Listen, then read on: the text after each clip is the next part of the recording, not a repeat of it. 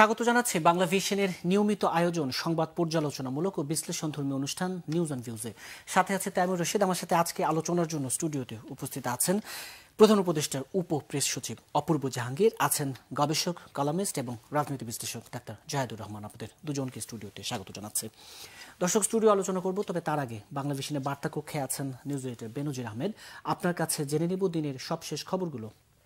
তাইমুর, আপনাকে ধন্যবাদ। দিনের সবশেষ বা আলোচিত বা গুরুত্বপূর্ণ খবরগুলো আমি আপনাকে সংক্ষিপ্তভাবে জানিয়ে দিচ্ছি। তাইমুর, ইসকনের বহিষ্কৃত নেতা চিন্ময় দাসকে জামিনকে কেন্দ্র করে মঙ্গলবার চট্টগ্রামের আদালত প্রাঙ্গণ রণক্ষেত্রে পরিণত হয়। আপনি জানেন, রাষ্ট্রদ্রোহ অর্থাৎ জাতীয় পতাকা অবমাননার মামলায়, রাষ্ট্রদ্রোহ মামলায় এই চিন্ময় দাসকে গ্রেফতার করা হয় এবং মঙ্গলবার তাকে আদালতে হাজির করা হলে বিচারক জামিন নামঞ্জুর করে। বিচারকের এই জামিন নামঞ্জুর পরে কিন্তু চিন্ময় দাসের অনুসারীরা তার পিজন ভ্যান আটকে চট্টগ্রাম মেট্রোপলিটন ম্যাজিস্ট্রেট যে জজ কোর্ট আদালতে ব্যাপক তাণ্ডব চালায়। এক্ষেত্রে ত্রিমুখী সংঘর্ষ হয়েছে এবং সংঘর্ষের এক পর্যায়ে সহকারী পাবলিক প্রসিকিউটর আইনজীবী সাইফুল ইসলাম আলিফকে হত্যা করা হয় কুপিয়ে এবং কয়েকজন আহত হয়। এরপর এই হত্যাকাণ্ডের প্রতিবাদে আজ চট্টগ্রামে আদালত কর্মসূচি বয়কট করেছেন আইনজীবীরা, অর্থাৎ আইনজীবীদের পক্ষ থেকে আদালতের কার্যক্রম আজ বন্ধ রাখার ঘোষণা দেওয়া হয়েছে। এদিকে জামায়াতের পক্ষ থেকে নিহত যে আইনজীবী সাইফুল ইসলাম আলিফকে তাদের কর্মী দাবি করে জামায়াতের আমির এক বিজ্ঞপ্তি দিয়েছেন, প্রেস বিজ্ঞপ্তির মাধ্যমে, অর্থাৎ এক সংবাদ বিজ্ঞপ্তি। সেখানে তিনি বলেছেন পতিত স্বৈরাচারের দোসররা এই ধরনের হত্যাকাণ্ড এবং তিনি চালিয়েছে, হত্যাকাণ্ডের সাথে জড়িতদের তিনি গ্রেফতারের দাবি জানিয়েছেন এবং যথাযথভাবে আইনি প্রক্রিয়ার। অন্যদিকে প্রধান উপদেষ্টা ডক্টর মোহাম্মদ ইউনূসও আইনজীবী হত্যার তীব্র নিন্দা জানিয়েছেন এবং তিনি এই হত্যাকাণ্ডের তদন্ত করার নির্দেশ দিয়েছেন। প্রধান উপদেষ্টা আরও বলেছেন, বাংলাদেশ সাম্প্রদায়িক সম্প্রীতি বজায় রাখতে বর্তমান সরকার বদ্ধপরিকর। অন্যদিকে স্বরাষ্ট্র উপদেষ্টা বলেছেন, এই চিন্ময় দাস ইস্যুকে কেন্দ্র করে দেশি বিদেশি ষড়যন্ত্র রয়েছে। উপদেষ্টা আসিফ মাহমুদ সজীব ভুঁইয়া বলেছেন, বিশৃঙ্খলা করলে সহ্য করা হবে না, কঠোর হাতে দমন করা হবে। অন্যদিকে চিন্ময় দাসকে গ্রেফতার এবং তার জামিন না দেওয়ার বিষয়ে প্রতিক্রিয়া জানিয়েছে বা বিবৃতি দিয়েছে ভারত। ভারত বলেছে, চিন্ময় দাসকে গ্রেফতার বিষয়টি তারা গভীরভাবে পর্যবেক্ষণ করছে এবং তারা দাবি করেছেন ন্যায্য অধিকার আদায় করতে গিয়ে একজন ধর্মীয় নেতাকে গ্রেফতার করা হয়েছে। তারা এই বিষয়টি গভীরভাবে পর্যবেক্ষণ করছে। ভারতের এই বিবৃতির পর কিন্তু বাংলাদেশের পক্ষ থেকেও পাল্টা বিবৃতি দিয়েছে পররাষ্ট্র মন্ত্রণালয়। সেখানে বলা হয়েছে, ভারতের এ ধরনের অভিযোগ ঠিক নয়, অর্থাৎ ভুলভাবে ভারত বিষয়টিকে ব্যাখ্যা করেছে। সুনির্দিষ্ট অভিযোগ বা মামলার ভিত্তিতেই চিন্ময় দাসকে গ্রেফতার করা হয়েছে এবং ভারতের এ ধরনের প্রতিক্রিয়া দুদেশের যে বন্ধুত্বপূর্ণ সম্পর্কের যে আচরণের পরিপন্থী বলে উদ্বেগ প্রকাশ করেছে বাংলাদেশের পররাষ্ট্র মন্ত্রণালয়। তাইমুর, আরেকটি বিষয় হচ্ছে, বিএনপির পক্ষ থেকে দলের ভারপ্রাপ্ত চেয়ারম্যান তারেক রহমান বলেছেন, গত দুদিনে যা ঘটেছে এ বিষয়ে সজাগ থাকতে হবে, অর্থাৎ স্বৈরাচারের দোসররা পালিয়ে গেলেও তাদের লেজ কিন্তু রয়ে গিয়েছে। তিনি নেতাকর্মীদের সতর্ক থাকার আহ্বান জানিয়ে দেন।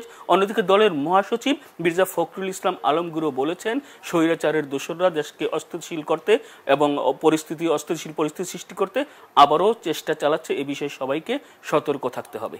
তাইমুর, এই ছিল আমার কাছে দিনের সবশেষ তথ্য। ধন্যবাদ আপনাকে। দর্শক, দিনের সবশেষ খবরগুলোর কথা জানাচ্ছিলেন বাংলা ভিশনের নিউজ এডিটর বেনজির আহমেদ।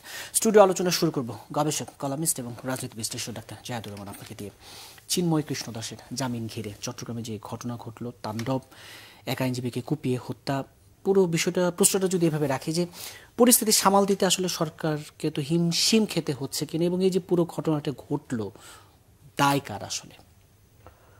ধন্যবাদ। দায় কার আমরা এখনই না বলে ফেলি, কিন্তু সরকার কি যথেষ্ট ঠিকভাবে এটা পেরেছে? সরকার একটা সংকটের জায়গা আছে। সরকারের সমালোচনা করার আগে একটু দেখা দরকার। যেমন ধরুন, আমরা প্রায় একটা কথা বলি যে পুলিশ খুব বেশি এফেক্টিভলি কাজ করছে না, মিলিটারিকে ম্যাজিস্ট্রেসি পাওয়ার দিয়ে দায়িত্ব দেওয়া হয়েছে, ইত্যাদি ইত্যাদি। কিন্তু এটার মধ্যে গোড়াতেই একটা সমস্যা আছে। মিলিটারি প্রেজেন্স ছাড়া আসলে মিলিটারিকে দিয়ে আইন শৃঙ্খলা কখনো রক্ষা করা যায় না। ওদের ট্রেনিংই ওটা না। ওনাদের হাতে যে অস্ত্র আছে সেই অস্ত্র আসলে লেথাল ওয়েপন। মিলিটারি ট্রেনিং হচ্ছে ওটা দিয়ে আপনি শত্রুকে হত্যা করবেন, এক বুলেট এক শত্রু, এরকম লেখা থাকে মিলিটারি একাডেমিতে। সো খুব সোজা না কাজটা। আর যে ধরনের উশৃঙ্খলতা দেখিয়েছে, আমি তাদের চেষ্টা দেখেছি, কিন্তু এর মধ্যে কোনো একজন মানুষকে হঠাৎ করে খুন করে ফেলা যাবে না, এটা বলা কঠিন। এখন আমাদের রাদার যেটা ইম্পর্টেন্ট সেটা হচ্ছে সারা পৃথিবীতেই খুব চেষ্টা করলে এই ধরনের কাজ করে ফেলা যায়, কিন্তু পৃথিবীর এফিশিয়েন্ট সরকারগুলো যেটা করে এটাকে এরপরে খুব সুন্দরভাবে ঠিকভাবে হ্যান্ডেল করে। আমি ওই হ্যান্ডলিংয়ের জায়গায় যাওয়ার আগে একটা জিনিস এই দেশের মানুষজনকে ধন্যবাদ দিতে চাই। ধরুন একই ধরনের একটা ঘটনা এই উপমহাদেশের কোথাও কোথাও বা ধরুন ভারতে ঘটেছে, যেখানে সংখ্যাগরিষ্ঠ একজন মানুষকে, ধর্মের মানুষকে সংখ্যা লঘু ধর্মের একজন হত্যা করেছে প্রকাশ্যে আদালত প্রাঙ্গণে। আমি নিশ্চিত করে বলছি না, বিচারের আগে এটা বলে ফেলা কঠিন, কিন্তু দিস ইজ দ্য পারসেপশন। এবং আমরা কিছু ছবি দেখেছি কিছু মানুষজনের হাতে ধারালো অস্ত্র নিয়ে সামাজিক মাধ্যমে অন্তত ছড়িয়েছে, বোঝা যায় তারা ওই জনাব চিন্ময়ের সমর্থক হিসেবে ওখানে এসেছিলেন। এবং আমি আরেকটা কথাও সিরিয়াসলি মনে করি, একজন সাধারণ হিন্দু ধর্মের অনুসারী এই কাজ করেননি। এই যে মব তৈরি হয়েছে তাতে হয়তো আবেগও আছে, আমি আবেগকে অস্বীকার করতে চাই না, কিন্তু এর মধ্যে আমি খুব সিরিয়াসলি বিশ্বাস করি যে এজেন্ট ঢুকে পড়েছে। এটা পরিকল্পিতভাবে হত্যাটা করা হয়েছে, যেই হত্যাটার উদ্দেশ্য ছিল ওই যে ভারতের কথা বললাম, মুহূর্তে পাল্টা দাঙ্গা হয়ে যাবে। বাংলাদেশে ফেসবুক স্ট্যাটাসকে কেন্দ্র করে হিন্দু সম্প্রদায়ের উপরে আক্রমণের হামলার বেশ কিছু ঘটনা ঘটেছে। সেখানে একজন মুসলিমকে আদালতে প্রকাশ্যে কুপিয়ে হত্যা করা হয়েছে। চিটাগং তো বটে, চিটাগং না হয় যদি খুব সতর্কতা থাকে ওর দেশে যে কোনো জায়গায় তো ঘটনা ঘটতে পারতো, এটা ঘটে নাই। একটি অপ্রীতিকর ঘটনার কোনো খবর নেই। অসাধারণ ব্যাপার। আমি এই জিনিসটাই ধরে রাখতে হবে ক্রমাগত, কিন্তু এই ঘটনা আগেও ঘটেছে, এখন ঘটছে, ভবিষ্যতেও ঘটবে। আগে ঘটেছে কখন আমাদের মনে আছে, ইসকনকে কেন্দ্র করে, ইসকনের বিরুদ্ধে স্ট্যাটাস দেয়াকে কেন্দ্র করে একজন মুসলিম মানুষের দোকান ভাঙচুর করা হয়েছিল। নট অনলি দ্যাট, আইন শৃঙ্খলা রক্ষাকারী বাহিনী যখন সেটা ট্যাকেল করতে যায় তখন সেনাবাহিনী সহ 8 জন আইন শৃঙ্খলা বাহিনীর উপরে অ্যাসিড নিক্ষেপ করা হয়েছিল। সো নানা রকম ভাবে ক্ষেত্র প্রস্তুত করার চেষ্টা করা হচ্ছে যে কোনো না কোনো ভাবে একটা সাম্প্রদায়িক দাঙ্গা লাগিয়ে দেওয়া যায় কিনা। কারণ আমরা দেখব যখনই কোনো একটা ঘটনা ঘটছে তখনই ইনস্ট্যান্টলি বিভিন্ন জায়গা থেকে প্রতিক্রিয়া। ইসকনের যে কেন্দ্রীয় সংস্থা আছে, কেন্দ্রীয় অফিস আছে, তারা টুইটারে তাদের একজন নেতা হিসেবে পরিচয় দিচ্ছেন, যদিও উনি কিন্তু বহিষ্কৃত। কিছুদিন আগে ইসকনই তাকে বহিষ্কার করেছে।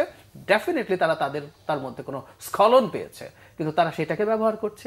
ভারতের পররাষ্ট্র মন্ত্রণালয় করছে, বিজেপির পশ্চিমবঙ্গের প্রেসিডেন্ট শুভেন্দু সাহেব করছেন, এবং ইসকনের সেন্ট্রাল অফিস, যারা আমেরিকাতে নিবন্ধিত একটা সংস্থা, ভারতের সরকারকে বলছে বাংলাদেশ সরকারের কে চাপ দেওয়ার জন্য এই ইস্যুতে। সো আমরা খেয়াল করছি তো যখনই একটা ঘটনা ঘটছে, সামান্যতম মিডিয়ার কথা সরিয়ে রাখলাম, ভারতের রাষ্ট্রীয় প্রতিষ্ঠান, ওদের যে মিনিস্ট্রি অফ এক্সটার্নাল অ্যাফেয়ার্স বলেন, তারা ভারতের এই প্রতিক্রিয়াটুকু একটু পরে বিস্তারিত আলোচনায় যাব। অপূর্ব জাহাঙ্গীর, আপনি তো প্রধান উপদেষ্টার উপপ্রেস সচিব, প্রধান উপদেষ্টা একটি বিবৃতি বলি, বাণী বলি, তার একটি আমরা প্রচার করেছে যে সবাইকে ধৈর্যশীল হওয়ার এবং আশ্বাস যে বিচার মিলবে। ডাক্তার জাহেদুর রহমান যে বিষয়টি বলছেন, কি চমৎকার একটি উদাহরণ। আসলে তো যে এরকম একটি ঘটনার পরও কি চমৎকার সাম্প্রদায়িক সম্প্রীতি পুরো দেশে আমরা রক্ষা করলাম। কিন্তু এই যে বারবারই নানা অপচেষ্টা, নানা ষড়যন্ত্র, ভিন্ন খাতে নেওয়ার চেষ্টা, এমনকি যেই সনাতনী জাগরণ জোটের তারাও ব্রিফিং করে বলছে যে তাদের আন্দোলনকে আসলে ভিন্ন খাতে নেওয়ার চেষ্টা। এই যে ষড়যন্ত্র, এই ষড়যন্ত্র অপচেষ্টা যাই বলি না কেন, মোকাবেলায় সরকারকে আসলে কিছুটা হিমশিম অবস্থায় কিনা?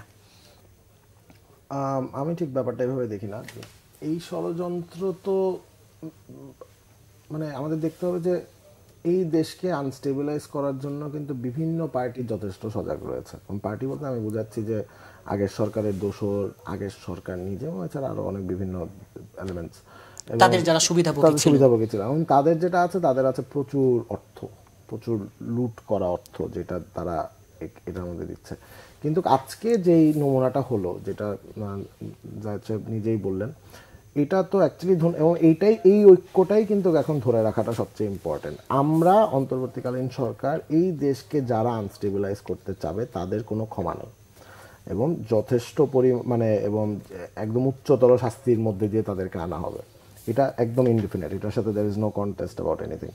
এটা এই বক্তব্যের সাথে তো এখন আমাদের বের করতে হবে যে আমরা বের করার চেষ্টা করছি যে কারা এই সূত্রগুলোকে, এবং জিনিসটা এত কমপ্লেক্স একটা জিনিস, এটা তো যেখানে ওনারাই বলছে যে আমাদের আন্দোলনটাকে অন্যদিকে নিয়ে যাওয়া। যদি কিছু মনে না করে, নিঃসন্দেহে ঘটনা ঘটেছে সেটি খুঁজে বের করার চেষ্টা করবেন, কিন্তু এই আলোচনাটা কিন্তু আছে যে মানে একটা ঘটনা ঘটার আগে তাহলে আমরা গোয়েন্দা তৎপরতা বলি, বা সরকার আগে থেকে কেন সতর্কতা, বেশ কিছুই, সেটা শিক্ষার্থী আন্দোলন হোক, এই ইস্যুতে হোক, মানে আগে থেকে কেন সতর্কতা সেটা অবলম্বন করা আপনি যায় না? সেটা আপনি এইভাবে ব্যাখ্যা দিতে পারেন। আমি ওইটাকে এভাবে না দেখে আমি একটু এমনভাবে বলবো যে আমাদের লাস্ট 15 বছরে কিন্তু প্রত্যেকটা প্রতিষ্ঠানের অবস্থা কিন্তু খুব একটা ভালো জায়গায় নিয়ে যায় আগের প্রতিনিধি সরকার রেখে গেছে তা না।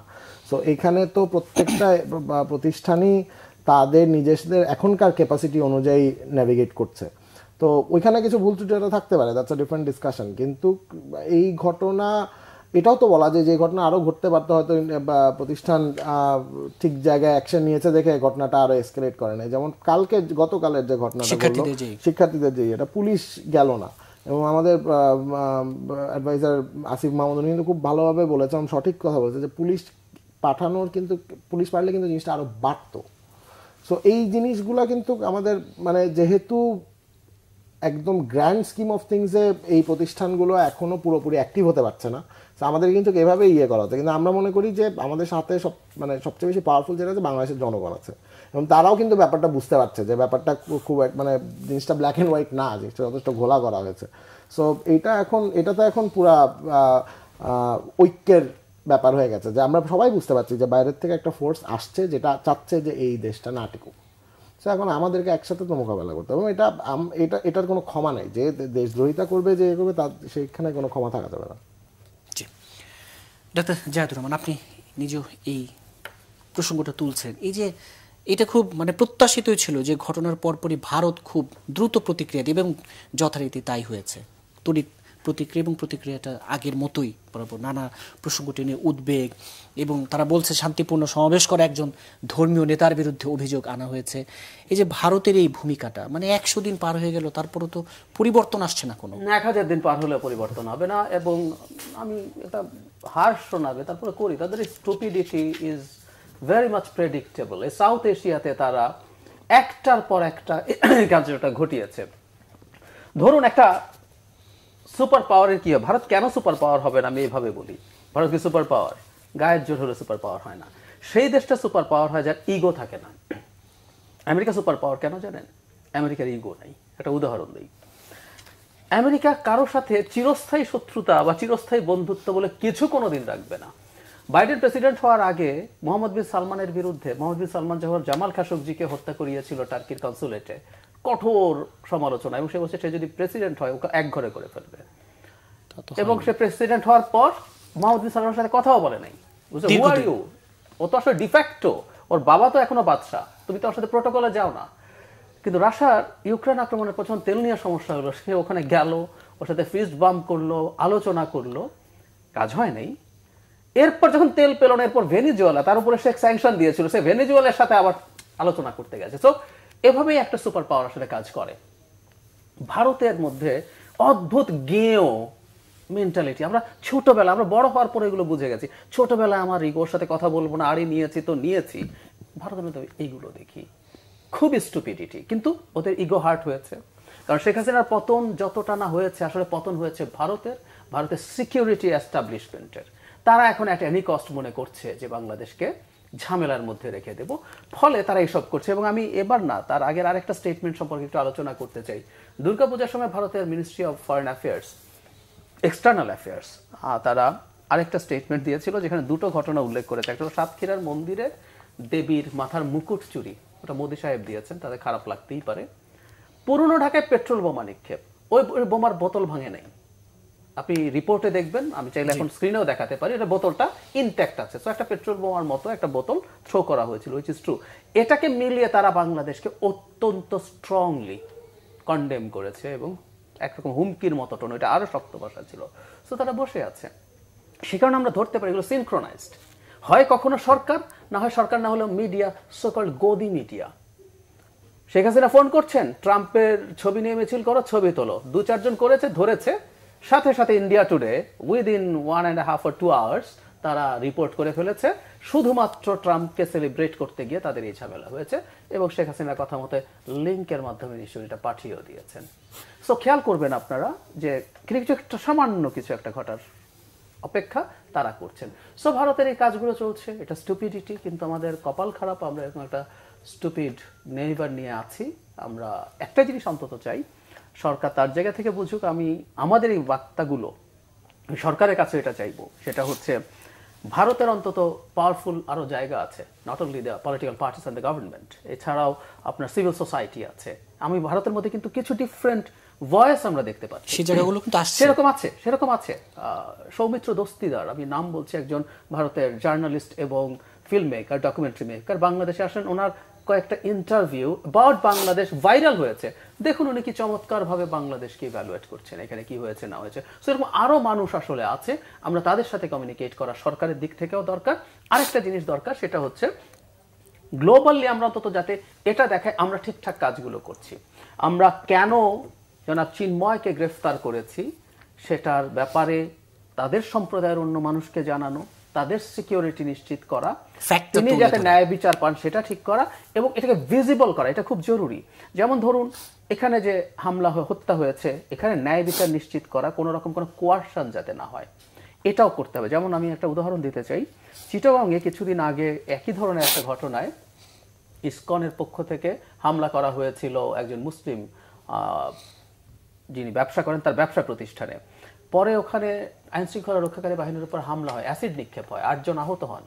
কিন্তু এরপর আইন শৃঙ্খলা রক্ষা বাহিনীর দিক থেকে ডিসপ্রপোর্শনেট বল প্রয়োগের অভিযোগ আছে। কিন্তু সরকারকে কিন্তু এইগুলোও দেখাতে হবে, তদন্ত করতে হবে। গতকাল শাহবাগে যখন হিন্দু সম্প্রদায়ের মানুষ জমায়েত করেছিলেন, সেখানে কিন্তু সাধারণ নাগরিকরা ধারণা করা যায় যে মুসলিম সম্প্রদায়ের মানুষরা গিয়ে তাদের উপর হামলা করেছে। এই হামলাগুলোও কিন্তু সরকার অ্যাকশন নিতে হবে এবং দেখাতে হবে যে আমি আমার যে মাইনরিটি আছে তার সিকিউরিটি নিশ্চিত করছি। কি করছি। জি, অপূর্ব জাহাঙ্গীর, এই যে ভারতের যে প্রতিক্রিয়া, ডক্টর জাহাদুর রহমান বলছিলেন যে 100 দিন কেন 1000 দিনও ভারতের পরিবর্তন আসবে না, কিন্তু প্রতিবেশীও তো বদল করা যাবে না। সেই জায়গায় আসলে সরকার কি ভাবছে যে যোগ করে দিই, ভারতের না মনে করা উচিত, বোঝা উচিত প্রতিবেশী সেও বদলাতে পারবে না, ওদের সমস্যা হচ্ছে এটা আসলে আমি মানে যেহেতু আমি একজন সরকারি পোস্টে, আমাকে অনেক ভেবে চিন্তে এইসব বিষয়ে কথা বলতে হয়। কি কৌশলে সরকার এগোতে চাচ্ছে? আমি বলি এটা হচ্ছে খুব দুঃখজনক, ঠিক আছে। এবং আমরা কিন্তু প্রথম দিন থেকে বলে আসছি, we have opened our visas, যে আসো, তোমাদের যদি কোনো ডাউট থাকে যে এই দেশে কি হচ্ছে, আসো, দেখে যাও, রিপোর্ট অন ইট। আমরা তোমাদের কোনো বদার করবো না, বরং তোমরা যেখানে যেতে চাও আমরা তোমাদেরকে, যাতে তোমরা নিজেরা যেতে পারো সে ব্যবস্থা করবো। এবং এটা এখনও the invitation is still open. এবং কিন্তু তারপরও যেটা ঘটছে, এবং তারপরও মানে, এবং সবচেয়ে ইয়েটা কি, যে খুব তাড়াতাড়ি ঘটে ব্যাপারটা, একটা রিপ্লাই কিন্তু খুব তাড়াতাড়ি আসে। মানে এটাও একটা মানে জিনিসটা অ্যানালাইসিসও করা হয় না, মানে করা হয় কিনা এটা একটা বড় জায়গায় দেখতে হয়। কিন্তু এটা আমাদের কাছে মানে সরকারের তরফ থেকে এটা আমার কাছে মনে হয় খুবই দুঃখজনক। কিন্তু আমরা তো আমাদের বন্ধুসুলভ হাত বাড়িয়ে রেখেছি। আমার প্রতিবেশী তো চেঞ্জ করা যাবে না, আমাদের তো সবচেয়ে ভালো সম্পর্ক থাকার কথা। আমরা সাউথ গ্রেটার তো আমরা তো সবাই মোটামুটি, আমাদের ইতিহাস তো আমরা এক জার্নিতে গেছে আমাদের সবার। সো এইটা মানে এখানে কেন বারবার এটা হচ্ছে, এটা ওনারা ভালো বলতে পারবেন, কিন্তু আমাদের এন্ড থেকে উই আর স্টিল হোপফুল এখন। বাট এই হোপফুলটাও এখন আস্তে আস্তে এটা কোন দিকে যাবে এটাও আমরা জানি না। কিন্তু আমরা এখনো চাচ্ছি যে ওনারা আসুক, ওনারা এসে দেখুক এবং অ্যাটলিস্ট আমাদের সাথে কমিউনিকেট করুক যে কি হচ্ছে ব্যাপারটা বোঝার জন্য। we have to hope for the best. আমাদের পররাষ্ট্র মন্ত্রণালয়ের তাদের বিবৃতির প্রেক্ষাপটে এক ধরনের বিবৃতি দেখলাম, এই বিষয়টি নিয়ে যদি একটা তো হচ্ছে যে যেটা ভুল সেটা ভুল, এবং এখানে তো আমরা তো মানে এই দেশ তো কোনো অধীনে না। সো আমার কথা তো আমাকে বলতেই হবে, এবং অন্য কোনো দেশ যদি আমাদেরকে নিয়ে ভুল তথ্যের উপর ভিত্তি করে কোনো স্টেটমেন্ট দেয়, এটা আমরা প্রোটেস্ট করবো, সিম্পল অ্যাজ দ্যাট। সেটাই পররাষ্ট্র মন্ত্রণালয় করেছে, এই স্টেটমেন্ট দিয়েছে যে এটা হয়নি। জি, ডাক্তার জাহাদুর রহমান, যে আমাদের এর আগেও দেখেছে অন্তত বেশ কিছু ইস্যুতে আমাদের পররাষ্ট্র মন্ত্রণালয়, অন্তত সেটা সীমান্ত হত্যা বলি, যে কোনো বিষয়ে অন্তত পররাষ্ট্র মন্ত্রণালয়টা নমনীয় ছিল, কিন্তু এবার অন্তত প্রতিবাদের ভাষাগুলো তো হচ্ছে, সেই জায়গায় আমাদের পররাষ্ট্র মন্ত্রণালয়ের যেই এটাই সমস্যা। এটা ডক্টর ইউনূসের সরকারের সমস্যা কি জানেন? মানে উনি একটা স্বাধীন সার্বভৌম দেশের সরকার প্রধানের, উনি অনেক বিপ্লবী কিছু করেছেন তা না, আমাদের অনেকের কাছে বিপ্লবী মনে, ভারতের কাছে বিপ্লবী মনে হচ্ছে, কারণ ভারত এতদিন একটা স্লেভ দেখেছেন এই ক্ষমতায়। আমি একদম খোলাখুলি বলি, তার একটা স্লেভ ক্ষমতায় ছিল, কেউ কেউ বলেন একটা কলোনিতে পরিণত করেছিল। 15 বছর এই অভ্যাস তার ছিল, ফলে খুব সাধারণ কাজও আর নিতে পারে না। অমিত শাহ বলেছিল বাংলাদেশিরা টার্মাইট, শেখ হাসিনা চুপ। এবার বলেছে ঝুলিয়ে উল্টো করে ঝুলিয়ে লম্বা করে ফেলবো বাংলাদেশিদেরকে, স্টেটমেন্ট এসছে, সীমান্ত হত্যা নিয়ে এসছে, এবং এমনকি পূজার যে স্টেটমেন্টের কথা বললাম সেটা নিয়েও কিন্তু পাল্টা প্রতিক্রিয়া এসছে। খুব স্বাভাবিক, আপনি আমাকে নিয়ে যা তা বলবেন, আমি কি প্রতিবাদ করবো না? কিন্তু this is the problem in fact. এখন ভারতের সাথে সম্পর্কের সমস্যাটা এই জায়গায়, ভারত যদি মনে করে তার সাথে স্লেভ হয়ে সম্পর্ক রক্ষা করতে হবে, তাহলে আসলে এই গেম ইজ ওভার। এইটা নিয়ে আসলে আর কোনো কিছু চলতে পারে না। আমি রাদার ডক্টর ইউনূসকে দেখেছি ডিপ্লোমেসি যেভাবে চলে, উনি সার্বভৌমভাবে ওনার অবস্থান জানাচ্ছেন, খুব কঠোর ভাষায় তাও বলছেন, আবার উনি সম্পর্ক তৈরিরও চেষ্টা করছেন। উনি তো মিস্টার মোদির সাথে সাইডলাইনে বসতে চেয়েছেন, সময়টায় বলছে এগুলো বাজে কথা, আসলে ওর এড়াতেই চেয়েছিল, ফলে এই ঘটনা ঘটেছে। ভারতের দিক থেকেই সবকিছু সমস্যা তৈরির চেষ্টা আছে। সেজন্যই বলছি আসলে আমাদের এই জায়গাটা থাকতে হবে। এখন ভারতের সাথে সম্পর্ক রাখার জন্য, তার ঝামেলা থেকে বাঁচার জন্য আমরা তার স্লেভ যদি হতে হয়, আই এম সরি। দেখুন, ভারত নানান স্টেটমেন্ট দিয়ে বেড়াচ্ছে। শেখ হাসিনার সময় তো অনেক কিছু ঘটেনি হিন্দু সম্প্রদায়কে নিয়ে, তাদের ওপরে বহু কিছু। কোনোদিন দেখবেন এই ধরনের কোনো স্টেটমেন্ট আসেনি। এক বেনজির হিন্দু সম্প্রদায়ের মানুষ শত শত মানুষের সম্পত্তি গোপালগঞ্জে দখল করেছে, শত শত একর। ভারত বাদ দেন, আমাদের এদের একটা সংগঠন আছে হিন্দু বৌদ্ধ খ্রিস্টান ঐক্য পরিষদ, কেউ গিয়েছিল, কেউ স্টেটমেন্ট দিয়েছিল? দেয় নেই। সুতরাং আমাদের এই ব্যাপারগুলো একটু মাথায় রাখতে হবে। আমাদের একটা কথা খুব স্পষ্টভাবে মনে রাখা দরকার, এটা খুব জরুরি। হিন্দু ধর্ম আর হিন্দুত্ববাদ একই না, দুটো দুই জিনিস। আপনার ইহুদি ধর্ম আর জায়নিজম কিন্তু একই না। পৃথিবীর বহু ইহুদি আছেন যারা জায়নিজমকে ঘৃণা করে, এটা ভয়ঙ্কর জিনিস, ঠিক একই রকম। ফলে বাংলাদেশের মাটিতে ভারতের যে সরকার আছে ওটা হিন্দুত্ববাদী সরকার। এবং একটা জিনিস মনে রাখা দরকার, আমাদের একটা কপাল খারাপ যে এই সরকারটা এখন ক্ষমতায় আছে। কেন বলছি? ওর তো ইন্টারনাল বা ডোমেস্টিক পলিটিক্স আছে। ও এটা তত বেশি এই আইডেন্টিটি পলিটিক্সটাকে উস্কে দিতে পারবে সে যদি দেখাতে পারে বিভিন্ন জায়গায় হিন্দুরা নির্যাতিত হচ্ছে, এবং ভারত তার নিজকে এভাবে ঘোষণা করে দেয় যে সেই তাদের সেভিয়ার। সো বাংলাদেশের হিন্দুরা নির্যাতিত হচ্ছে, এটা যদি হয় তার ডোমেস্টিক পলিটিক্সের সুবিধা হতে পারে। আমি যোগ করবো, সাম্প্রতিক সময়ে ঝাড়খণ্ডের বিধানসভা নির্বাচনে তারা ভেবেছে বাংলাদেশি অনুপ্রবেশ ইস্যু দিয়ে বিরাট কিছু করবে, হয় নাই, ওদের সিট আরো কমেছে। পশ্চিমবঙ্গে তাদের ভরাডুবি হয়েছে, সামনে বিধানসভা নির্বাচন আছে। আমি আশঙ্কা করি এগুলোকে সামনে রেখে বাংলাদেশে এই ধরনের চেষ্টা, এতে ডক্টর ইউনূসের সরকারের পতন ঘটিয়ে শেখ হাসিনা চট করে দেশে ঢুকে যাবেন তা না, কিন্তু এই প্রবলেমগুলো যত হতে থাকবে, এই ন্যারেটিভ যত তৈরি হবে তাদের মিডিয়ার মাধ্যমে, তাদের ডোমেস্টিক পলিটিক্সে হেল্প করবে। আর স্বাভাবিকভাবে তার যেহেতু পতন হয়েছে এখানে, সেই সরকারকে যদি ঝামেলায় রাখতে পারে সে এক ধরনের বিকৃত আনন্দ বোধ করতে পারে। আমি একটু অ্যাড করি ওনার সাথে, যে আমরা কোশ্চেনটা শুরু করেছিলাম পররাষ্ট্র মন্ত্রণালয়ের চিঠি দিয়ে, এইটাই কিন্তু স্বাভাবিক। জি, লাস্ট 15 বছর যেটা হয়েছে ওটা অস্বাভাবিক, এটাই স্বাভাবিক, এটাই হওয়ার কথা। দুই হচ্ছে যে ভারত যেহেতু আমাদের বলছেন যে আমরা আমাদের সংখ্যালঘু যারা আছেন তাদের টেক কেয়ারের জন্য, তখন জিনিসটা এখন এমন পর্যায়ে চলে যাচ্ছে যে এখন আমরাও কথা কিন্তু শুনছি যে তাহলে কি আমরাও বলবো কিনা, কারণ ওখানেও তো জঙ্গল। দুদিন আগে একটা মসজিদকে কেন্দ্র করে হত্যাকাণ্ডের শিকার হয়েছে মুসলিম। মানে তাহলে আমাদের নতুন ডিপ্লোমেসিটা কি হবে? ভারতকে একটা জিনিস বোঝার, আমার মনে হয় ওনারা বুঝেছেন, কারণ ওনাদের স্টেটমেন্ট আছে, কিন্তু এটা যদি কারোর ইয়ে থাকে তারপর এটা ক্লিয়ার করা দরকার। শেখ হাসিনার পলিটিক্যাল ক্যারিয়ার ইজ ওভার, ঠিক আছে, এবং তাকে রিইনস্টেট করার কোনো জায়গা কিন্তু বাংলাদেশের মানুষ দিবে না। এটা শুধু সরকার না, এটা শুধু আমি আপনি না, বাংলাদেশের মানুষ শেখ হাসিনাকে দেশে পলিটিক্স করতে দিবে না। জি, এই আলোচনা আবার ফিরছে ছোট্ট বিরতির পর। দর্শক, নিউজ অ্যান্ড ভিউজে এতে ছোট্ট বিরতির সাথেই থাকুন, ফিরছে বিরতির পর।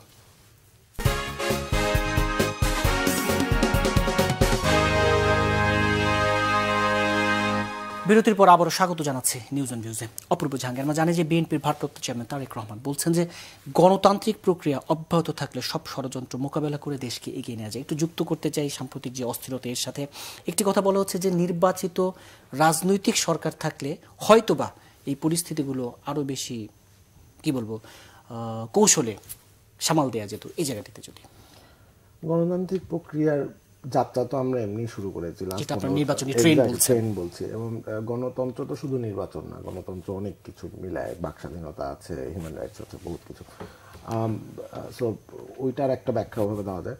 দুই হচ্ছে আমি একটু জিনিসটা অন্যভাবে দেখি, এবং এটা আমি প্রায় বলি, সেটা হচ্ছে ধরেন 5 তারিখ যে ঘটনাটা ঘটে গেল, প্রফেসর ইউনূস বলল যে না আমি এটা নিব না, তাহলে ঘটনাটা কি ঘটতে পারতো? রাইট। এখন তো জাহিদ সাহেব, আমার খুব ভালো লাগে যে আপনি জিওপলিটিক্স নিয়ে অনেক কিছু আমরা কিন্তু ওনার কাছ থেকে ইয়ে করি, এবং এটা উনি আরো ভালো ব্যাখ্যা দিতে পারবে। এখন তো একটা মাল্টিপোলার ওয়ার্ল্ডে এবং যে শিফটটা আসছে এইখানে, who is your best bet? যে আমরা কিন্তু একটা এমন না যে একটা মিছিল হয়েছে সরকার পড়ে গেছে, ব্যাপারটা কিন্তু তা ঘটে নাই। এবং আপনি মোটামুটি রক্তের উপর দিয়ে উনি বিপ্লব বলতে পুরো জুলাই আগস্টের যেই এক্স্যাক্টলি, আমি আবার বিপ্লব বলতে চাই, কারণ এটা নিয়ে পরে ডিবেট করা যাবে। কিন্তু যেটা ঘটে গেছে এটা কোনো একটা 1-2 দিনের ব্যাপার না।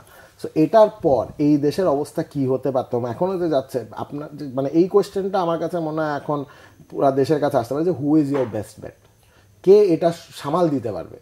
কারণ জিনিসটা কিন্তু ইজি না, এটা যে কোনো, অলরেডি তো আমরা কিছুক্ষণ আগে আলাপ করলাম যে বিভিন্ন জায়গা থেকে বিভিন্ন মানুষ বিভিন্ন ধান্দা নিয়ে ইনফিলট্রেট করার চেষ্টা করছে।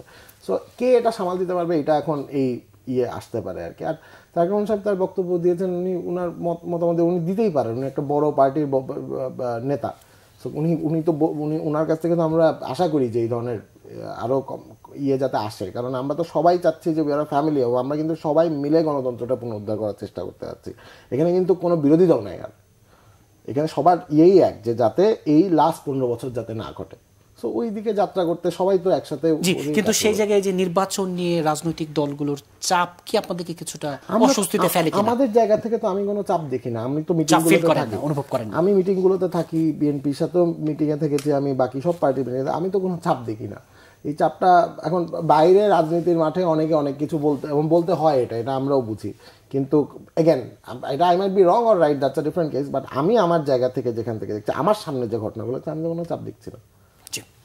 ডাক্তার জাহিদুর রহমান, যে একই প্রশ্ন রাখতে চাই যে একটি নির্বাচিত সরকার, রাজনৈতিক সরকার হলে পরিস্থিতি হয়তো আরো অন্যভাবে সামাল দেওয়া যেত, এত জটিলতা হতো না। আর এই যে সরকার তো চাপ বোধ করছে না, সরকার একটু চাপ বোধ করা উচিত।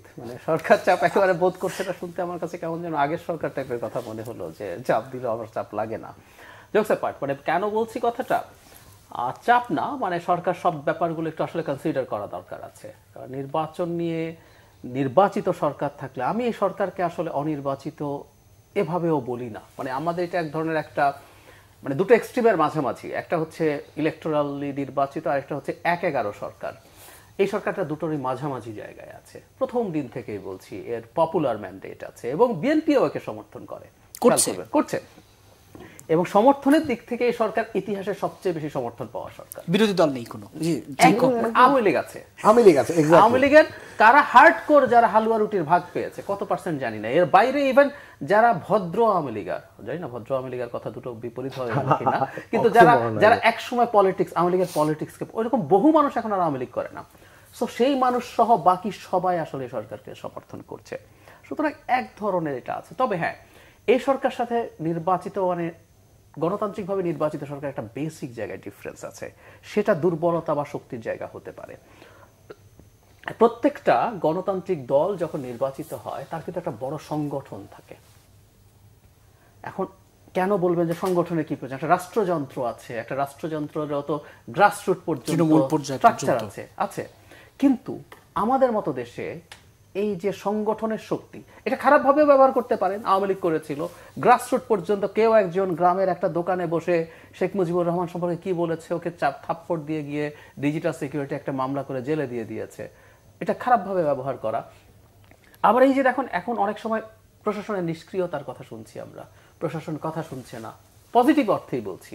সে অনেক জায়গায় আমি বহু ক্ষেত্রে দেখেছি, আমরা শুনি, সরকারের অনেকজনের সাথে কথাবার্তা হয়েছে, তাদের কিন্তু এই ধরনের অ্যাটিটিউড আমরা দেখেছি।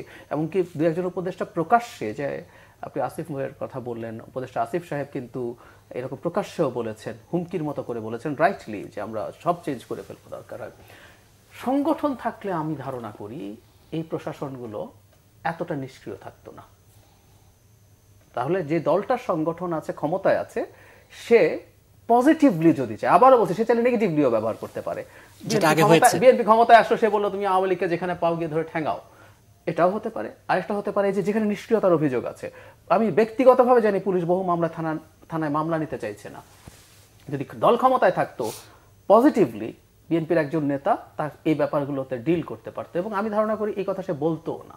সুতরাং ওই জায়গায় একটু শক্তির জায়গা আছে। আবার অপূর্ব যে কথাটা বলছে আমি এটাকে একটু এন্ডোর্স করতে চাই।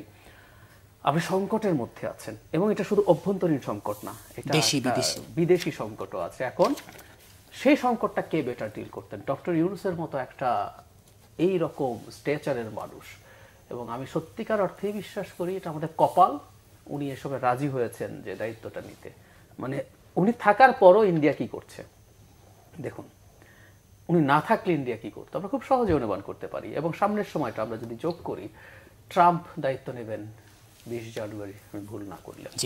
তো তারপর এবং তার যে লোকজনকে নিয়েছেন তিনি বিবেক রামস্বামীকে গুরুত্বপূর্ণ পদ দিয়েছেন, তুলসী গাবার্ডকে ইন্টেলিজেন্স চিফ করেছেন, যিনি ইসকন, যিনি হিন্দুত্ববাদী। সো এই সংকটগুলোর সময় উনি একটা বেটার বেট। তবে আমি একটা অ্যাপিল করি সরকারের কাছে, সরকার পলিটিক্যাল পার্টিগুলোর সাথে ইন্টারাকশন আরো অনেক বেশি বাড়ানো দরকার। মানে এটা ধরুন বিএনপি সমর্থন করছে, কিন্তু বিএনপি অ্যাক্টিভলি সরকারের হয়ে মাঠে থাকছে কিনা, এই মাঠে থাকা কিন্তু এই সংকটের সময় খুব জরুরি। সুতরাং সরকারের ডিস্টেন্স না রেখে এই আলোচনা করা এবং প্রয়োজনে বিএনপিও যাতে মাঠে সরকারের হয়ে থাকে, সব শক্তি থাকে, এটা দরকার। জি, অপূর্ব জাঙ্গা, এই যে বিএনপি বড় একটি রাজনৈতিক দল সক্রিয় শক্তি হয়ে যেন মাঠে থাকে, সরকার আসলে কি করছে তো আমরা দৃশ্যমান, সামনে কি করবে, সাথে যুক্ত করতে চাই সংবিধানের 62টি জায়গায় সংশোধনের প্রস্তাব বিএনপির এই জায়গাটিতে, অর্থাৎ বিএনপিকে আরো বেশি সম্পৃক্ত করা। এবং এই 62টি প্রস্তাব দিয়েছে, এটাই তো হওয়ার কথা ছিল না। আমরা সংবিধান কমিশন তো অলরেডি বলেছিল যে আমাদেরকে চিঠিতে দিন, এবং সেই চিঠি তার আজকে লিখিত প্রস্তাব দিলেন, এবং আমি বলবো that's a very good news. এভাবেই তো সংস্কারগুলো আসার কথা। তো এইটার ভিত্তিতে করে ওনারা একটা রিপোর্ট দিবে, এবং তারপর আবার পলিটিক্যাল পার্টিগুলোর সাথে বসা হবে, যেভাবে টাইমলাইন সেট করা হয়েছিল। ওই যে আমি ওই কথাটাই একবার বলতে চাই যে জাহিদ আমাকে কারেক্ট করাই দিলেন যে আওয়ামী লীগ হচ্ছে বিরোধী দল, এখন আমরা ছাড়া সবাই এসো, এখন সবারই ঐক্যবদ্ধ থাকাটা খুব জরুরি। এই যে ব্যাপারগুলো ঘটছে এটা কিন্তু ঘটার কারণ আছে, মানে এবং এটা উনি না থাকলে আরো কিরকম ঘটতো সেটাও আমরা কল্পনা করতে পারি। সো এখন যেটা দরকার সেটা হচ্ছে সকল পলিটিক্যাল পার্টি কিন্তু আমরা মনে করি যে আমাদের মানে পরিবারের অংশ। আপনি সংগঠনের কথা বলেন, আমি তো বলবো পুরো দেশ এখন আমার সংগঠন, প্রত্যেকটা পলিটিক্যাল পার্টি হচ্ছে আমার, পুরো দেশটাই হচ্ছে এখন ঐক্যবদ্ধ। তো সো ওইভাবে কাজ করে যাওয়ার আমরা চাচ্ছি যে যাতে আমরা ওইভাবে কাজ করে যেতে পারি এবং আলটিমেটলি একটা নির্বাচন দিতে পারি যাতে পুরোপুরি গণতন্ত্র পুনরুদ্ধার হয়, এবং যাতে লাস্ট 15 বছর যাতে আর কখনো রিপিট না হয়। জি, কিন্তু এই জায়গাটা কিন্তু মাঝে মাঝে বিভিন্ন রাজনৈতিক দল থেকে বলা হয় যে এই যে রাজনৈতিক দলগুলোর সাথে সম্পৃক্ততাটা, আলোচনাটা, ডায়ালগটা আরো বাড়ানো দরকার, যে জায়গায় একটু ঘাটতি। আমি আমার পার্সোনাল এক্সাম্পল দিই। আজকে আমার সাথে তিনটা ডিফারেন্ট পলিটিক্যাল পার্টি 3 জনের সাথে কথা হয়েছে, বিভিন্ন ইস্যু নিয়ে কথা হয়েছে। তা আমি তো আমার জায়গা থেকে দেখছি না যে কোন জায়গায় ঘাটতি আছে। আমরা কিন্তু মানে ঘাটতি কথা যে শুধু মিটিং এ হচ্ছে তা তো না, যখন পলিটিক্যাল আমরা যেটা টিভিতে আসছে, যেটা নিউজ আনুষ্ঠানিক সেটা কিন্তু না, আমাদের কিন্তু প্রতিদিন বিভিন্ন মানুষের সাথে বিভিন্ন পলিটিক্যাল পার্টির কথা হচ্ছে। আমরা তো ওই লিয়াজও মেনটেন করছি। সো এটা যদি আরো বাড়ানো চায় তাহলে আমরা আরো বাড়াবো, দ্যাটস ফাইন। কিন্তু ওইটা আমি মনে করি না যে পলিটিক্যাল পার্টিদের সাথে আমাদের কোনো গ্যাপ আছে, কারণ আমাদের সারাক্ষণই কথা হচ্ছে ওনাদের সাথে, এবং আমরা কিন্তু পরামর্শও নিচ্ছি। জি, ডাক্তার জাহিদুর রহমান, এই যে বিএনপির যে 65টি জায়গায় সংশোধনী, একবারে মোটা দাগে যদি বলি, এই যে তত্ত্বাবধায়ক সরকার ফিরে আনা, দ্বিকক্ষ বিশিষ্ট সংসদ, প্রধানমন্ত্রী রাষ্ট্রপতির ক্ষমতার ভারসাম্য, উপপ্রধানমন্ত্রী উপরাষ্ট্রপতি, এই প্রস্তাবগুলোর বিষয়ে, এই সংশোধনের গুলোর বিষয়ে কি বলবেন? আপনিও তো একটা সংস্কার কমিশনে আছেন। আচ্ছা, আমি অপূর্বের ব্যাপারে একটা জিনিস একটু যোগ করি। অনানুষ্ঠানিক আলোচনা চলবে, কিন্তু আনুষ্ঠানিক আলোচনা বাড়ানো দরকার কেন? এটা যেমন ধরুন অপূর্বর সাথে কার আলোচনা হয়েছে, কি আলোচনা, কি আমরা জানবো না, করি কার আলোচনা আমি জানি না।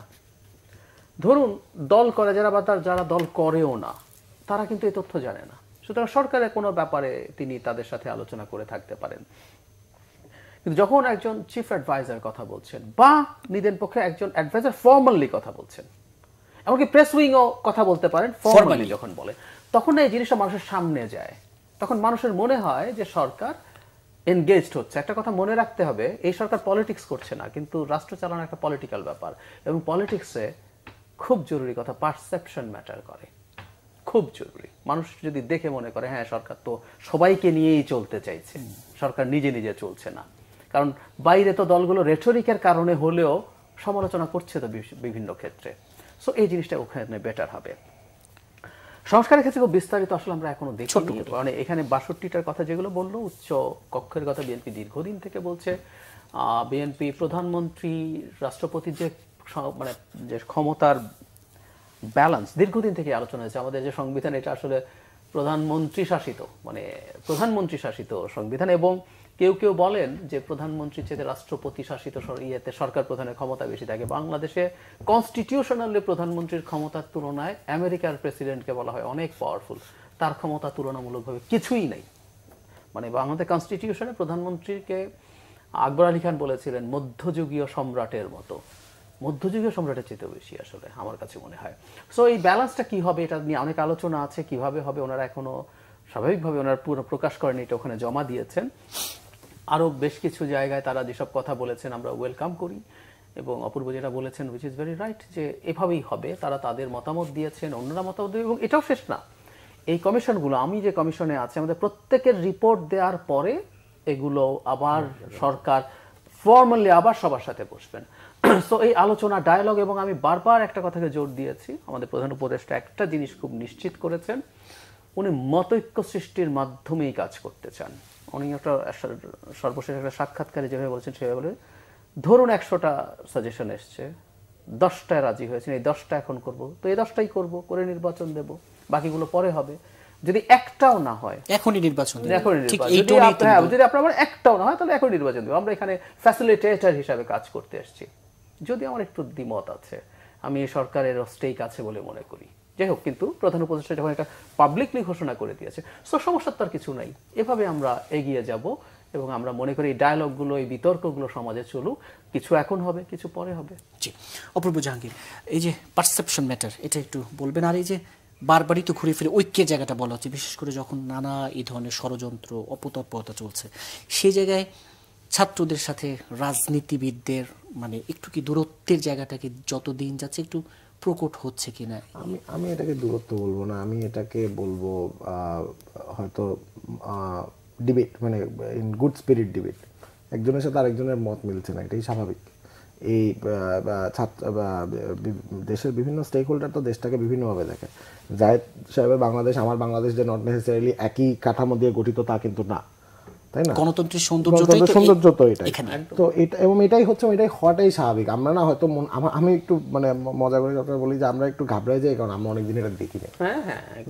এটা আমার কাছে মানে খুব সুন্দর পিকচার কিন্তু এটা, যে আজকে যেই উনি একটা কথা বললো তার বিপরীতে মানে কোনো একটা মতের সাথে দ্বিমত বহুমত এই বিষয়গুলোর সাথে আমরা অভ্যস্ত একটা জায়গায় দাঁড়াবো এভাবে, এবং আমরা তো একটা আমাদেরকে তো এইভাবেই মানুষ তো শিখেই এভাবে যে আচ্ছা ঠিক আছে এইটা ভালো না এইটা ভালো, এটা একটা। আপনার দ্বিতীয় প্রশ্নটা যেটা ছিল, এই যে পারসেপশন ম্যাটার, মানুষ কি ভাবছে না, একটা হচ্ছে যে we are open to suggestions, যে আমরা হয়তো আরো কি কি করা যায় না করা যায়। একটা হচ্ছে যে সারাক্ষণ যদি তখন এটা করতে থাকি তাহলে আর অন্য বাকি অনেক কিছু হয়তো করতে পারবো না। বাট এটাও একটা পয়েন্ট যে আমাদের হয়তো বলা উচিত, হয়তো আজকে যদি আমার সাথে যাদের সাথে কথা যায় তাদের সাথে যদি আমি একটা সেলফি তুলতাম বা ইয়ে করতাম, তাহলে একটা ইয়ে থাকতো যে ইয়ে করা, সেই ডিবেটও হতে পারে যে কিভাবে এটা করা যায়। কিন্তু এবং এভরিবাডি, কিন্তু ওই যে বললাম যে আমাদের এন থেকে তো ট্রাইং আওয়ার বেস্ট যে জিনিসটা জানানো। এবং মাঝে মাঝে হয় এই আনঅফিসিয়াল মিটিংগুলো দেখা যায় আরও বেশি প্রোডাক্টিভ হয় rather than the official meetings অনেক সময়। সো এইটা কিন্তু সবসময় জারি থাকে, এবং এটা কিন্তু আমরা, এবং আমার মনে হয় পলিটিক্যাল পার্টিরাও ওয়েলকাম করে এটা। জি, আপনি যেহেতু সরকারে আছেন, এই টানাপোড়েনটা সবচেয়ে বেশি অনুভব করবেন নিঃসন্দেহে আপনি। যে নির্বাচন সংস্কার, যাদের খুব সুন্দর করে বলেন, একটা মুখোমুখি দাঁড় করানোর জন্য যে এরকম একটা পরিস্থিতি দাঁড়িয়েছে, আগে নির্বাচন না আগে সংস্কার, এই জায়গাটিতে এটা আমি মুখোমুখি দাঁড় করাচ্ছে, কে দাঁড় করাচ্ছে এটা আসলে আমি বুঝতে পারছি না, কারণ দুইটাই তো একসাথে চলার জন্য আমরা মনে করি যে ওভাবেই যাওয়া উচিত।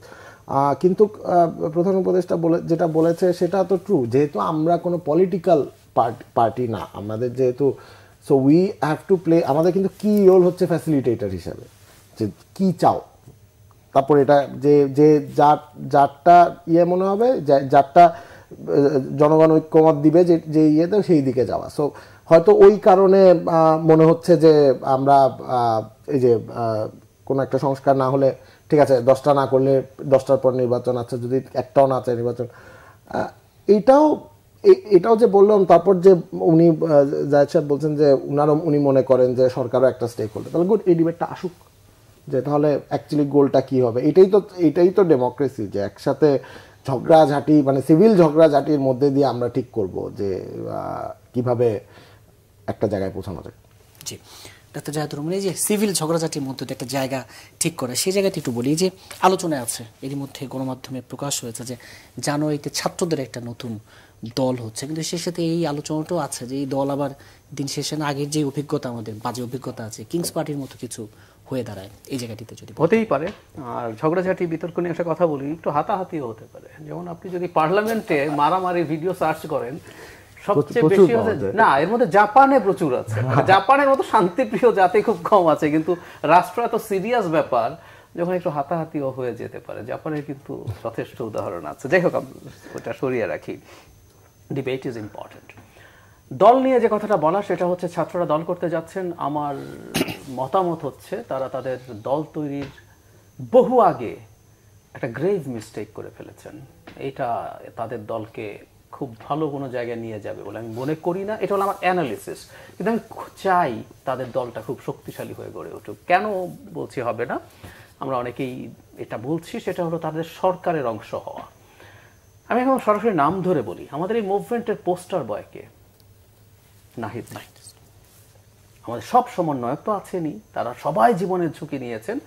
নাহিদ টর্চার হয়েছেন, ফিরে এসছেন সাহস নিয়ে, আবার কথা বলেছেন। মাই গড, মানে ভয়ঙ্কর সব ঝুঁকি উনি নিয়েছেন।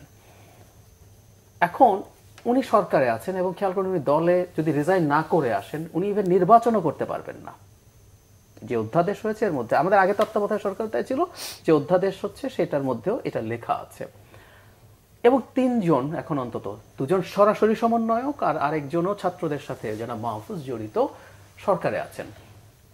ধরুন সরকারে কেউ নেই, তারপর সকল কিংস পার্টির বদনাম আছে। যেমন ধর আমি বলি, 11 সময় যেন ফেরদৌস আহমেদ কোরেশি একটা দল তৈরি করতে গিয়েছিলেন, তো ওনার তো কেউ সরকারে ছিল না। তারপরে জনগণ বুঝে গেছে ওটা কাদের সমর্থন পুষ্ট, এবং মানুষ ওটাকে আর গ্রহণ করেনি। এখানেও ব্যাপারটা ঠিক সেটা হবে। তবে এটা ফেরদৌস আহমেদ কোরেশির মতো দলের মতো খারাপ হবে না, কারণ উনি হুট করে একটা আর্মির টেক ওভারের মধ্যে দল তৈরি করছেন। কিন্তু এখানে যারা দল তৈরি করতে যাচ্ছেন, তারা একটা গণ অভ্যুত্থানের সামনের সারিতে ছিলেন, নেতৃত্ব দিয়েছেন, ঝুঁকি নিয়েছেন এবং শেখ হাসিনা পতনের জন্য গুরুত্বপূর্ণ ভূমিকা পালন করেছেন। অনেকে পালন করেছেন, এর মধ্যে তারাও ছিলেন। ফলে তাদের প্রতি মানুষের ইমোশন আছে। সুতরাং এটা মোটামুটি একটা জায়গায় যাবে। কিন্তু সবচেয়ে ভালো হতো তারা যদি সরকারে না যেতেন, তারা যদি সবাই মিলিয়ে একটা রাজনৈতিক দল তৈরি করতেন, তাহলে ভালো হতো। যদিও এখন আপনি জিজ্ঞেস করছিলেন যারা অপূর্বকে নিয়ে যে সরকারের সাথে মতদ্বৈততা, আমার কাছে এটা না এক ধরনের, বলেই ফেলি না, মানে পাতানো খেলার মতো মনে হয়। কেন মনে হয়? যেহেতু তাদের গায়ে একটা কিংস পার্টির স্টিগমা আছে, তারা এখন সরকারের সঙ্গে, আমি কিন্তু একটা ভবিষ্যৎবাণী করছি, তারা আরো অনেকগুলো ইস্যুতে সরকারের বিরুদ্ধে ভীষণ কঠোর সব মন্তব্য করবেন, করে দেখারও চেষ্টা করবেন যে না, আমরা কিন্তু সরকারের সাথে নাই, আমরা কিংস পার্টি না। আমি এটাকে সমালোচনা করছি না, রাজনীতি কিন্তু এরকমই। ওই যে বলছেন রাজনীতিতে পারসেপশন ম্যাটার করে, তারা এটা করে যদি পারসেপশন তৈরি করতে পারেন যে আমরা কিংস পার্টি না, তাহলে তাদের সম্ভাবনা ভালো। আর বাংলাদেশের বর্তমান প্রেক্ষাপটে আমরা যেহেতু আওয়ামী লীগকে রাজনৈতিকভাবে কবর দিতে চাই, বাংলাদেশে কিন্তু একটা গুরুত্বপূর্ণ রাজনৈতিক দলের উত্থান হওয়া খুবই জরুরি, এবং সেটা যদি এদের হাত দিয়ে হয়, এর চেয়ে সুন্দর কিছু হতে পারে। জি, অপূর্ব জাহাঙ্গীর, যে পাতানো খেলার আমি একটু ওনার সাথে অ্যাড করে দিই, সেটা হচ্ছে ফেরদৌস আহমেদ কোরেশির দল যদি কিংস পার্টি হয়, এটা একটা সবচেয়ে নিম্নমানের উদাহরণ আর কি। বিএনপিও তো কিংস পার্টি, এই একটাই সফল, খুব সফল, হ্যাঁ। আমরা কেন মনে করছি না যে এটা, সো এটা কিংস পার্টি আদৌ হবে, সামনে কি হবে কি হবে এটা সামনের ব্যাপার। কিন্তু আমার কথা হচ্ছে যে বারবার যে কিংস পার্টি হবে, ওনারা এখন পার্টি করলে কিংস পার্টি হয়ে যাবে, এই ব্যাপারটা, এটা আমার কাছে একটু পার্সোনালি বিরক্তই লাগে। কারণ ভালো কিংস পার্টির তো আমরা দেখেছি, বিএনপি অসাধারণ দল, কিংস পার্টি তো পাতানো খেলা, ওই যে মাঝে মাঝে। যে আমার কাছে এটা একদম মনে হয় না, এটা মনে হতে পারে, এটা আমার একদম মনে হয় না, কারণ আমি ওনাদের সাথে কথা বলি তো যথেষ্ট বিরক্ত ওনারা আমাদের উপর, তো এটা পাতানো মনে হচ্ছে না আমার কাছে কোনোভাবে আর কি। স্মার্ট পাতানো, সো দ্যাট মানে এটা ভালো বলতে পারবে, বাট এটা আমার মনে হয় না, আমার জায়গা থেকে কোনোভাবেই মনে হয় না এটা পাতানো খেলা। ওনারা হয়তো আমাদের অনেক কাজে বিরক্ত হচ্ছে, এবং হয়তো রাইটলি সো। আমরা তো অনেক কিছু কিছু জায়গায় হয়তো আমরা ঠিক মতো যে কাজগুলো করার কথা ছিল না, ওগুলো করতে পারছি, করার ছিল ওগুলো করতে পারছি না। সো ওনারা ওনাদের বিরক্তি দেখাচ্ছে। জি, একেবারে ছোট করে এক বাক্যে দুজনের কাছে মন্তব্য শুনে অনুষ্ঠান শেষ করবে যে আওয়ামী লীগ নিষিদ্ধের প্রশ্নে সমাধান কোথায় দিন শেষে তাহলে এই যে এটা তো রাজনৈতিক দলরা এবং দেশের জনগণ ডিসাইড করবে যে আওয়ামী লীগের ভবিষ্যৎ কি হবে, এটা বাংলাদেশের জনগণ, বাংলাদেশের রাজনৈতিক দল। ডাক্তার জাহিদুর রহমান। এটা চাইতে আমি বরং অপূর্ব একটা কথা বলেছেন, আমি এটাকে একটু বলতে চাই যে কিংস পার্টি তো ভালো হতে পারে, তার মানে এটা যদি এর মধ্যে একটা মারাত্মক ঝুঁকি আছে। যদি অপূর্ব এটাকে স্বীকার করে নেয় কিংস পার্টি, তার মানে সরকার এই দল করাচ্ছে। যদি সেটা হয়ে থাকে, সামনে এই সরকারের সাথে অন্য দলগুলোর কনফ্রন্টেশন তৈরি হয়ে যাবে, যেটা এতদিন পর্যন্ত হচ্ছে। তখন কিন্তু বিএনপি যে ছাড় দিচ্ছে বা ইভেন জামায়াত যে ছাড় দিচ্ছে সেটা দিবে না, কারণ সরকার অ্যাক্টিভলি তার দল তৈরি করছে, সুতরাং সরকারের বিরোধী দল সে হয়ে যাবে। আমি ওনার সাথে এটা একটু অ্যাড করে দিই, আমি কিন্তু বলি নাই যে কিংস পার্টি হবে, আমি বলছি যে এই তকমাটা যে এখন দেওয়া হচ্ছে এবং বারবার ফেরদৌস আহমেদ কুরেশির দলটাকেই কিছু মানুষ ওইটাই এক্সাম্পল হিসেবে ভালো এক্সাম্পল আছে। সো আমরা এখনই এটা নিয়ে ওয়ারিড না হয়ে এটা ভবিষ্যতের ব্যাপার সামনে দেখি এবং সামনে ভবিষ্যতে বলে দেবে, ভবিষ্যতে বলে দেবে। আপনাদের দুজনকে আজকে স্টুডিওতে সময় দেওয়ার জন্য ধন্যবাদ। দর্শক, নিউজ অ্যান্ড ভিউজ আজ এ পর্যন্তই। আগামী পর্ব দেখার আমন্ত্রণ রইল। সে পর্যন্ত ভালো থাকুন, সুস্থ থাকুন।